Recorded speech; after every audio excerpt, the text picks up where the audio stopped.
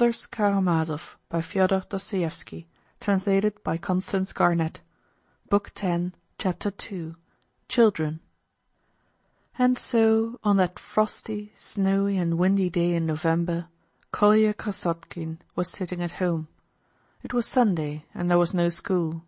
It had just struck 11, and he particularly wanted to go out on very urgent business, but he was left alone in charge of the house, for it so happened that all its elder inmates were absent owing to a sudden and singular event.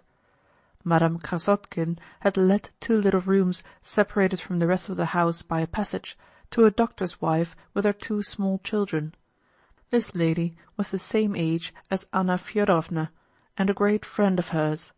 Her husband, the doctor, had taken his departure 12 months before, going first to Orenburg and then to Tashkent, and for the last 6 months she had not heard a word from him.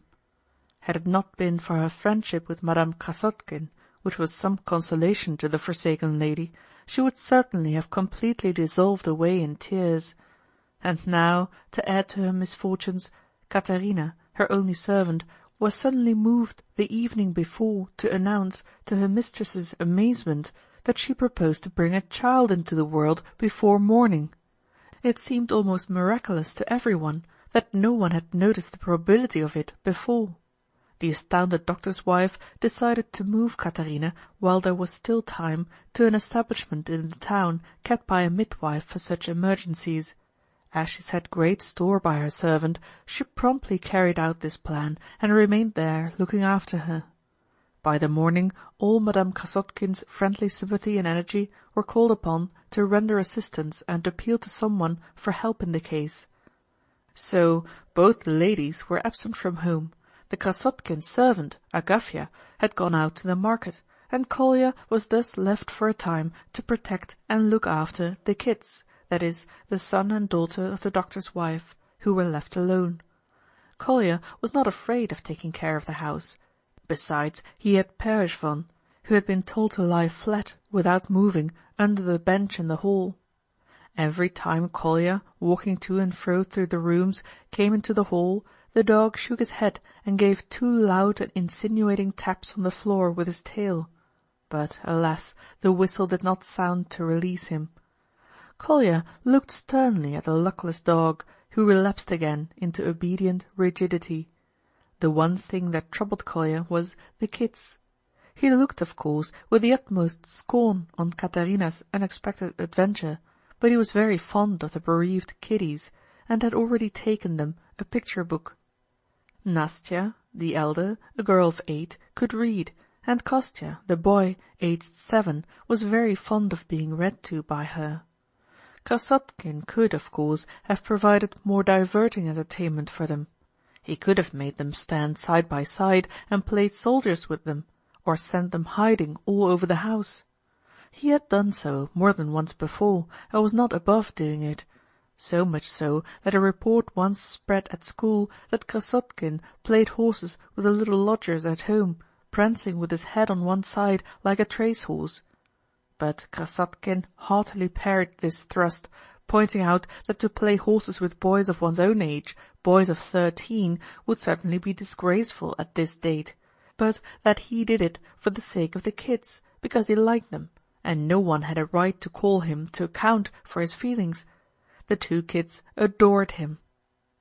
But on this occasion he was in no mood for games. He had very important business of his own before him, something almost mysterious. Meanwhile time was passing, and Agafya, with whom he could have left the children, would not come back from market.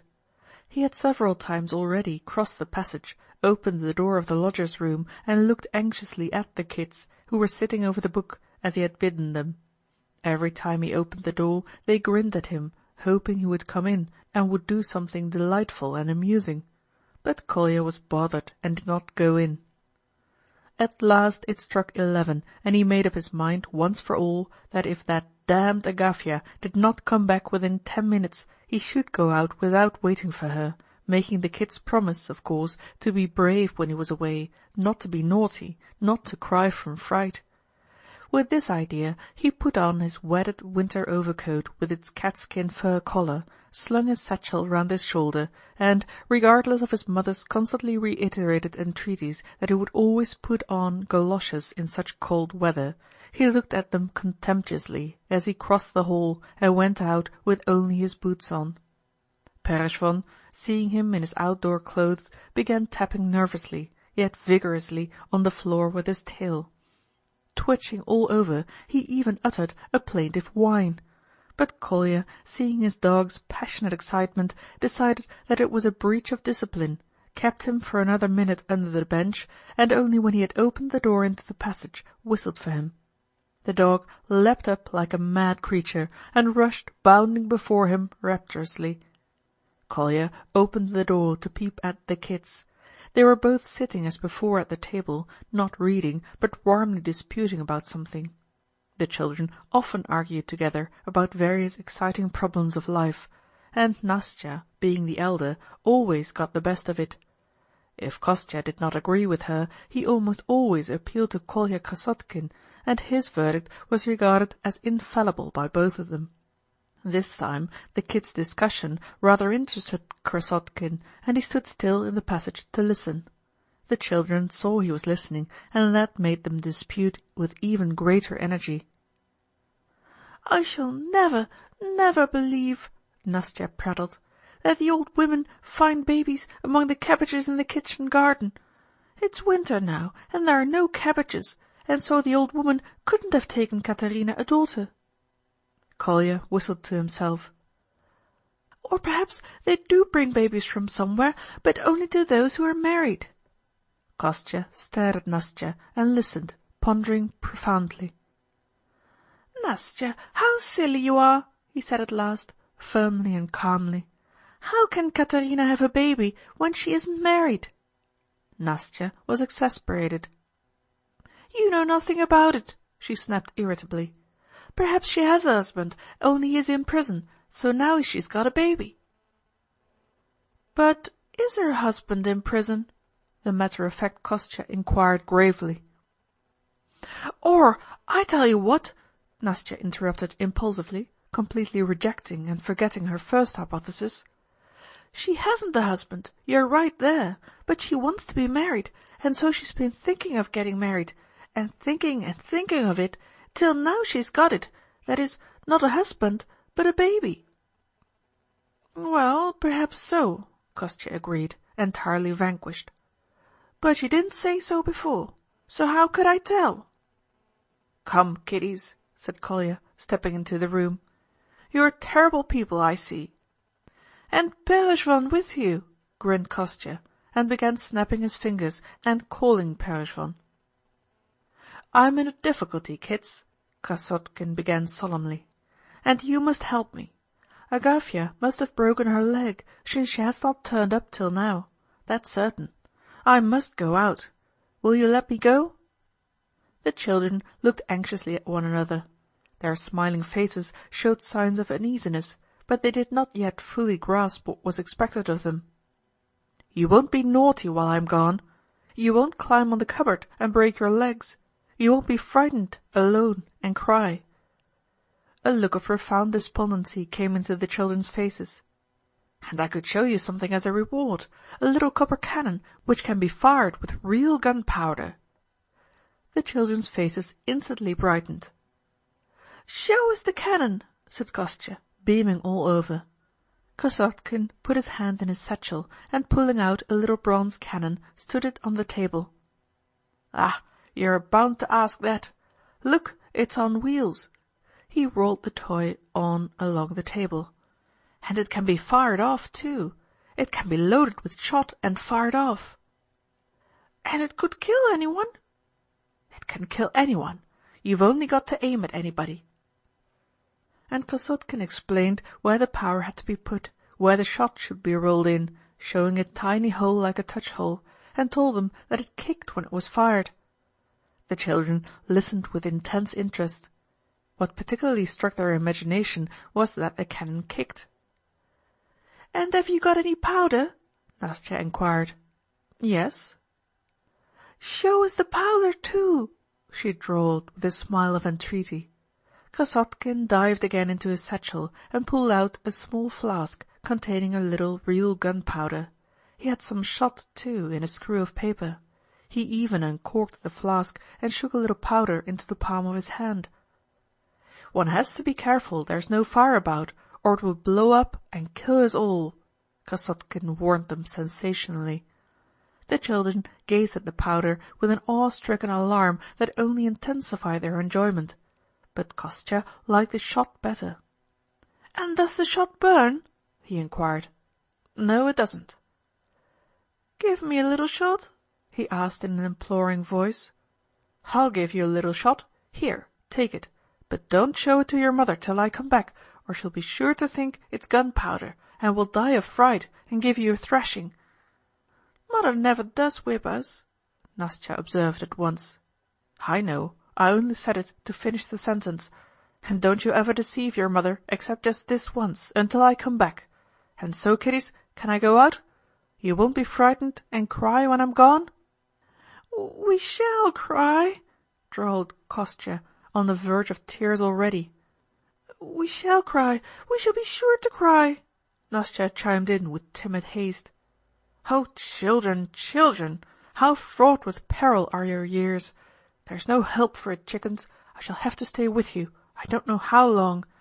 And time is passing, oh!" "Tell Pereshvon to pretend to be dead," Kostya begged. "There's no help for it. We must have recourse to Pereshvon. Ici Pereshvon." And Kolya began giving orders to the dog, who performed all his tricks. He was a rough-haired dog, of medium size, with a coat of a sort of lilac-grey colour. He was blind in his right eye, and his left ear was torn. He whined and jumped, stood and walked on his hind legs, lay on his back with his paws in the air, rigid as though he were dead. While this last performance was going on, the door opened, and Agafya, Madame Krasotkin's servant, a stout woman of 40, marked with smallpox, appeared in the doorway. She had come back from market and had a bag full of provisions in her hand. Holding up the bag of provisions in her left hand, she stood still to watch the dog. Though Kolya had been so anxious for her return, he did not cut short the performance, and, after keeping Pereshvon dead for the usual time, at last he whistled to him. The dog jumped up and began bounding about in his joy at having done his duty. "Only think, a dog!" Agafya observed sententiously. "Why are you late, female?" asked Krasotkin sternly. "Female indeed! Go on with you, you brat!" "Brat?" "Yes, a brat. What is it to you if I'm late? If I'm late, you may be sure I have good reason," muttered Agafya, busying herself about the stove, without a trace of anger or displeasure in her voice. She seemed quite pleased, in fact, to enjoy a skirmish with her merry young master.